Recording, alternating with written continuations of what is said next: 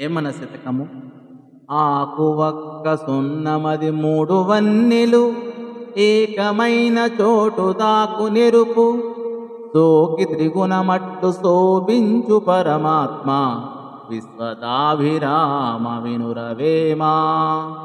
ఆకువక్క సున్నమది మూడు వన్నెలు ఏకమైన చోటు దాకు నెరుపు సోకి త్రిగుణమట్టు శోభించు పరమాత్మ విశ్వదాభిరామ వినురవేమా.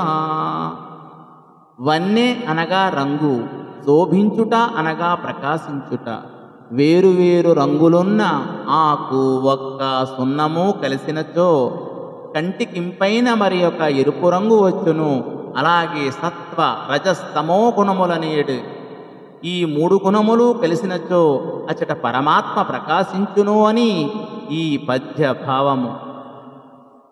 గురుని నింద చేసి గుట్టెరుంగని వాడు యముని బాధనందు క్రమముగాను తేనెలోని ఈగ తెరగునానగునయ విశ్వదాభిరామ వినురవేమా. గురుని నింద చేసి గుట్టెరుంగని వాడు యముని బాధనందు క్రమముగాను తేనెలోని ఈగ తెరగునానగునయా విశ్వదాభిరామ వినురవేమా. గురునింద పనికిరాదు. గురునింద చేయువాడు యమబాధలు పడతాడు. తేనెలో పడ్డ ఈగవలే గిలగిలలాడుతాడు. కనుక గురువులను నిందింపరాదు అని ఈ పద్య భావము.